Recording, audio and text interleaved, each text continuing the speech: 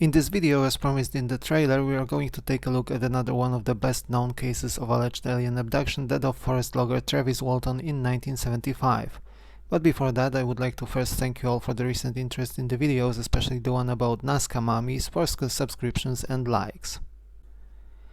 Now then, we should start the story with its protagonist. Travis Walton was a young forest logger working in the woods of Arizona in the USA. He was 22 at the time, a man born and living in his hometown of Snowflake in the same state. He was fairly known for being a fiery and flamboyant young guy who never refused a challenge, rode a loud bike, and was generally and overall tough and solid. The same features of his character made him a good candidate for the heavy-duty requirements people logging in the forests had to meet to make their job profitable. At the time, Travis was a member of a forestry crew of 7 people led by Michael Rogers, who was 28 at the time. In 1974, Rogers won a bid for a federal contract for logging in the area of Turkey Springs in the Apache Sitgreaves National Forest. The contract required thinning of nearly 1,300 acres of the forest by August 1975. The crew were falling behind with the deadlines and obtained an extension until November the 10th. In October, the situation looked dire for the team, and Rogers notified the Forestry Service, and the crew continued to face substantial difficulties and that the deadline may not be met after all. This meant that the team was working really hard and had to spend long hours outdoors. It was after a period of such an exhaustive schedule on the night of November the 5th when the crew packed their tools and, tired, as they relied mainly on manual labor, entered their truck and headed for the night's rest. As they drove down the dirt road through the forest, they noted a light to the one side of the road. Initially, the team thought that this may be the light of the moon shining through, only for one of them to point out that the moon is actually visible on the opposite side of the sky. After a short deliberation, the crew decided to leave the truck and investigate the strange occurrence. As they approached the site, they initially saw nothing in particular through the trees, but as they approached a clearing where the light source seemed to be, they saw something completely out of the ordinary. While most of the team were hesitant to approach closer, Travis Walton took the bold steps and entered the clearing. There he saw what he described as a saucer-shaped craft hovering about 30 feet or 10 meters above the ground and being approximately of the same size. Initially, it was nearly silent except for a quiet hum, slightly resembling a working electric transformer. The other guys started calling Travis back, afraid of the strange situation and wanting to get out of there as quickly as possible, but as we mentioned, Walton was not one to back out of a potential challenge, and he stayed true to his character this time as well. He approached the craft and eventually ended up directly underneath it. As he did, the craft started rotating and emitting what he described as a sound consisting of both higher tones and very low ones, which were rather felt through the body rather than actually heard. There was also a feeling of an electric and/or a magnetic field present in the air near the craft. Moments later, as the craft started ascending, it shone a beam of bright light which hit Travis and hurled him quite a few yards away from where he stood. The rest of the crew panicked and initially thought whatever it was killed their friend. They bolted away to the truck and drove off from the site. Several minutes later, they came to a conclusion that they let the fear get the better of them, and Rogers, being the most collected of the pack, drove back to the site. As they went to investigate, they could not find Travis anywhere. As their brief search yielded nothing, they contacted the local sheriff's office at nearly 8 p.m. The sheriff's office initially went along the lines that the crew members actually did something to Travis and came up with the UFO as an excuse, but nonetheless decided to act and investigate the site. Some of the loggers returned home, some stayed at the site. In the meantime, Travis's family was informed about him missing and the local police assembled a search effort. Some of the reports say that people dressed in red suits with Geiger counters arrived at the site and took measurements which yielded nothing except for the hard protective helmets offered for testing by Rogers. Around midnight, the search effort was paused for the night and called off by the sheriff, but resumed the next day with nearly 50 people scouring through the Turkey Springs area. The search was reportedly stopped by Travis's mother, who was reported to say that the search is pointless as Travis is no longer on this earth, quote unquote. The search was then called off, but Rogers and Dwayne Walton, Travis's brother, objected, and the search was again resumed on November the 8th. The search continued for 2 more days, and by the 10th, the case became circulating in the media, both in the US and abroad.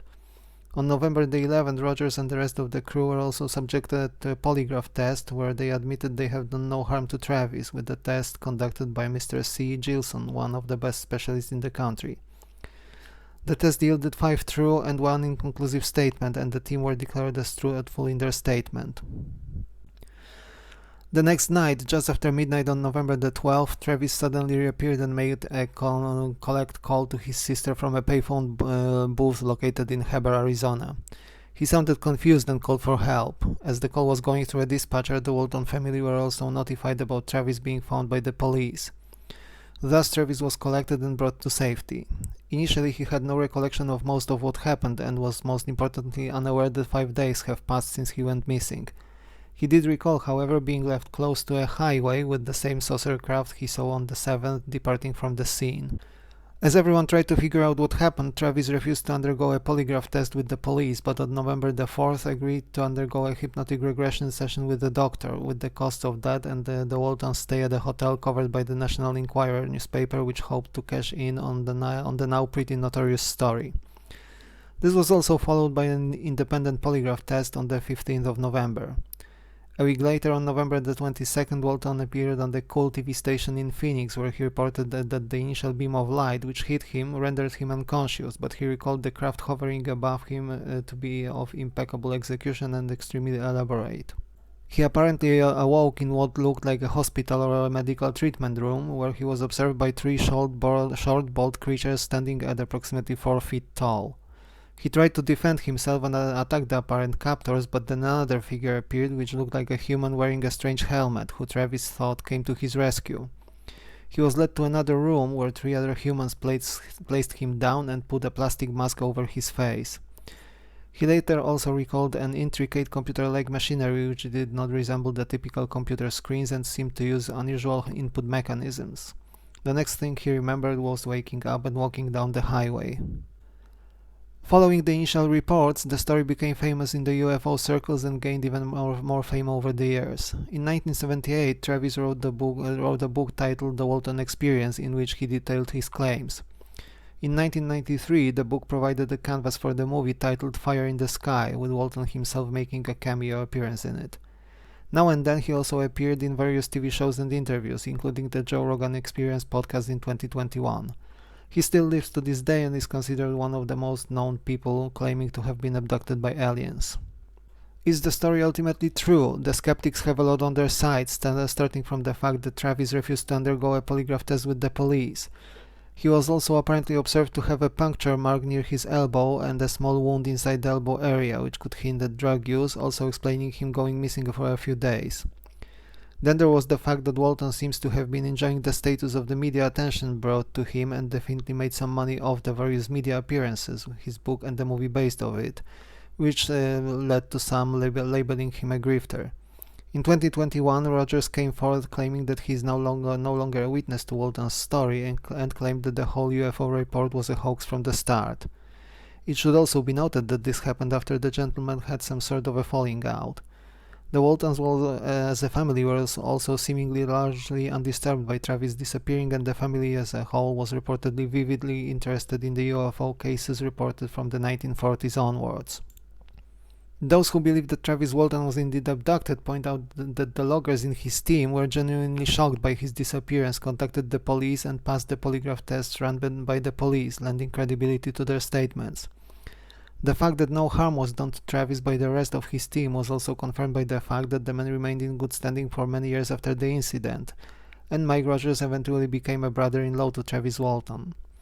The report of Travis approaching the alleged crowd was also a perfect fit for the character and nature of the young man. Then again, there was the case of the reported radioactivity measurements on the helmets of the logger crew, consistent with the radioactivity often observed near the UFO landing sites. Regardless of who we want to believe, the case became one of the best known abduction cases to date, and I am also certain that it is going to continue raising doubts in some and increasing the belief in its authenticity in the others. In the links below you will find an interview with Travis during the Joe Rogan podcast, as well as his appearance in which he recollects the event from 1975. In the next video, we will return to the idea of spotting UFOs in the skies and review the so-called 5 observables, namely the characteristics which indicate the anomalous and exotic nature of true UFO or UAP sightings.